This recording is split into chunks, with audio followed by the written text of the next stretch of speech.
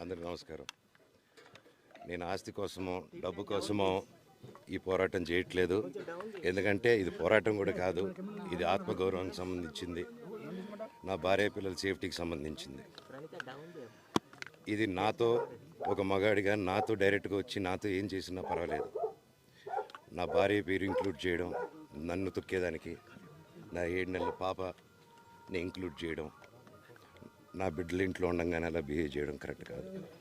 ఈరోజు పోలీస్ దగ్గరికి నేను వెళ్ళి ప్రొటెక్షన్ అడిగాను. నేను మొన్న వచ్చి అడిగినప్పుడు మీకు అన్ని ఎవిడెన్స్లు ఇస్తాను. ఎస్ఐ గారు ఇక్కడి నుంచి వచ్చి నేను ఇస్తాను సార్ ప్రొటెక్షన్ చూపించాను. బౌన్సర్లు అందరూ అక్కడికి దాక్కున్నారని చూపించాను.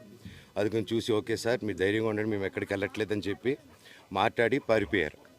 ఇప్పుడు కానిస్టేబుల్స్ వచ్చి అందరినీ నా మనుషులందరినీ భయపించి ఇప్పుడు వాళ్ళ పేర్లు తీసుకొని బెదరగొట్టి మా మనుషులు పంపించేసి వేరే బాడీ గార్డ్ లోపల పంపించున్నారు సార్. ఏం జరిగిందండి అసలు? గొడవలు జరగదు కాదు సార్. ఫస్ట్ డిపార్ట్మెంట్ ఎందుకు వన్ సైడ్ తీసుకుంటున్నారు? కంప్లైంట్ తీసుకున్న తర్వాత వాళ్ళకి ఏ అధికారం ఉంది? నా ప్రొటెక్ట్ చేసే మనుషులు పంపించేదానికి అధికారం ఏముంది? ప్రపంచంలో అందరినీ కలుస్తారు.